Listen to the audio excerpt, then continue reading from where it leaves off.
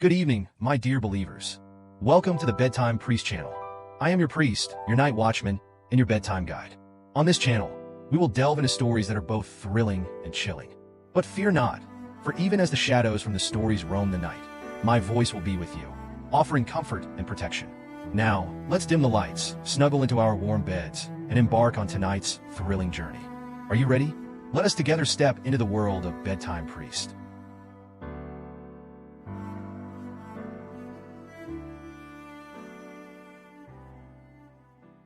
Under the dim light, the room appeared exceptionally somber, the walls adorned with a few old family photos, casting a faint nostalgic air. Outside, raindrops pattered against the window, with occasional rolls of thunder, as if to accompany the descent of a tragedy. The air was filled with a damp and oppressive scent, as if the entire space was enveloped in an invisible sadness. Mother sat quietly at an old oak table, her face traced with a touch of fatigue by the soft glow, yet her eyes held a hint of determination. In her hands, she clutched a small oak box, its rough exterior imbued with an inexplicable power. She gently stroked the box's surface, her fingers gliding over its grain. This treasure will ultimately be yours, so you must listen carefully and pay attention to every word I say and every action I take. Mother's voice lingered in the air, carrying a chilling tone, as if declaring an inescapable fate. I looked at the small oak box. It appeared ordinary, with no decoration, its surface bearing the dull sheen of age. The box exuded a peculiar fragrance, not a scent of decay, but a blend of toffee and freshly baked cookies, an aroma that brought a sense of comfort and familiarity. This scent stirred many childhood memories, like the sweet cookies Mother baked on cold winter nights. But I knew that this box held no sweet memories, but rather a strange power, one that frightened me, yet was impossible to resist. My mother, the person I had relied on since childhood, had a profession far from ordinary. Her skill could bring about a brief reunion, but the cost was beyond what most could imagine. One day, a grieving client arrived. They were a group of siblings whose mother had just passed away. They had come from around the world, gathering by her bedside, hoping to see her one last time. But it was too late. The old woman had already left this world. Unable to accept this reality, they sought out my mother, the only person who could grant their wish. "Did you bring what I need?" Mother asked calmly. They nodded, trembling as they handed over an old photograph, a scene of the family's last gathering with the old woman, smiling with a look of kindness as if her life had been filled with happy times. They then brought out a delicate diamond brooch, her cherished possession throughout her life. Mother took these items with great care, handling them as though she were performing a sacred ritual. She placed the photo and brooch gently into the oak box, which seemed to come to life in her hands, trembling slightly as if sensing the emotions within. I held my breath, watching her movements nervously, unsure of what would happen next. Mother's face remained expressionless, like a calm sorceress focused on her work. Finally, she placed the clothes the old woman had died in, neatly folded, into the box. The room was so silent it was suffocating, and we all waited for some mysterious response. Suddenly, the oak box emitted a low thud-thud, as if someone were gently tapping the lid. Mother didn't open it immediately. She patiently waited for the sound, once, twice, 3 times. Only after the third tap did she slowly lift the lid. To everyone's astonishment, the old woman sat there, looking a bit confused, as if she had just awoken from a long dream. She slowly raised her head and saw her children standing before her, her gaze softening into joy. At that moment, her face seemed to regain the radiance of her living days, and her children, unable to hold back their tears, embraced her, crying and laughing together. Mother stood by, silently watching the scene, her gaze calm yet heavy. I knew she was quietly keeping time. Each of her actions seemed to carry a heavy responsibility, one she never explained to me, only making me understand that it was an unbreakable rule. I couldn't help but ask, "Why do they only have 2 hours?"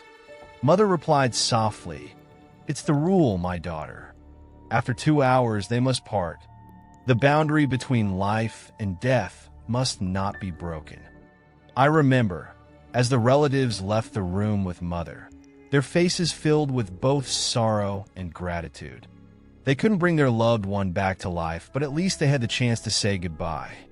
However, that fleeting happiness only led to deeper pain, as they had to endure the agony of loss once more. A few days later, another couple came to see Mother.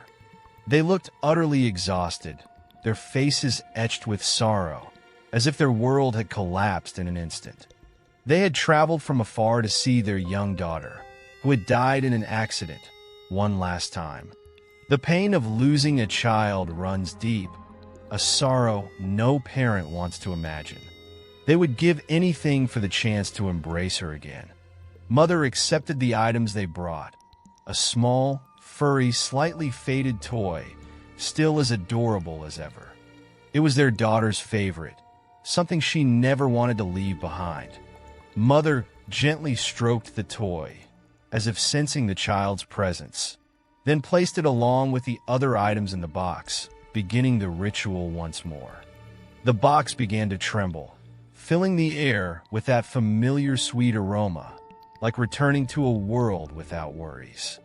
I could feel that strange warmth, tinged with an indescribable sadness. The lid opened, and a small figure appeared before us, the golden-haired girl, her blue eyes shining like stars, with a sweet smile on her lips. "Mama, Papa," she called softly, her voice tender and warm. The couple rushed forward, hugging their daughter tightly, tears blurring their eyes as the girl gently patted their backs, as if offering comfort, or perhaps a final farewell. We sat in the next room, Mother silent, as the ticking of her watch filled the room. Time passed slowly, and a trace of anxiety appeared on Mother's face. "I hate this part," Mother murmured softly, her tone filled with helplessness and heaviness. She looked at her watch, her face turning pale and tense. When we re-entered the room, the sweet scent had already faded, replaced by the stench of decay. I watched as the girl's face turned pale, her once blue eyes now darkened like coal, as though all life was being slowly drawn out of her. Her parents clung to her, tears blurring their vision, while Mother calmly led them out, as if completing a necessary ritual. Mother left me in the room alone with the girl. Her body began to twist, bones cracking with a sickening sound.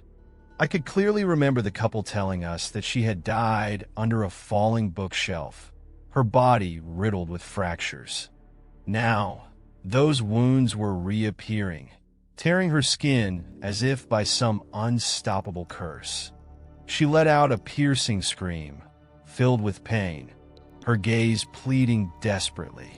She crawled toward me, her hands gripping my pant leg tightly. I was paralyzed with fear, frozen in place. Mother rushed in, pulling the girl away, a mix of anger and sorrow in her expression. I had never seen her look that way, like a silent accusation against the world. Afterward, Mother carried the lifeless girl's body towards a heavy, cold door covered in the rust of time. Each of her steps seemed to weigh down on her soul. "What are you going to do with her?" I finally couldn't help but ask. Mother stopped, silent for a moment, a complex emotion flashing in her eyes. "She's dead, my daughter. Does it matter what happens to her?" A nameless fear surged up my spine, threatening to drown me. Mother led me to the basement, to a thick iron door that reeked of death, the surrounding atmosphere chilling to the bone. I could faintly hear moans, but I wasn't sure. Mother handed me the key to the door, while the girl in her arms still wailed silently.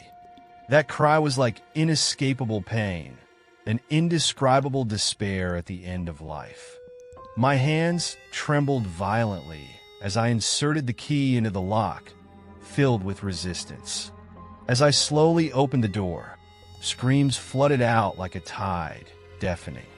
Inside was a room filled with decaying bodies, some struggling, some calling out for their loved ones. It was a scene of utter despair, the room thick with the suffocating cries of anguish. I covered my mouth, tears streaming down uncontrollably. "You must promise me something," Mother's voice echoed in my ears. "If one day I die, you must never bring me back." She spoke as she threw the girl's body into the pile of lifeless corpses, as if discarding something unworthy. At that moment, my heart plunged into a boundless abyss beyond redemption.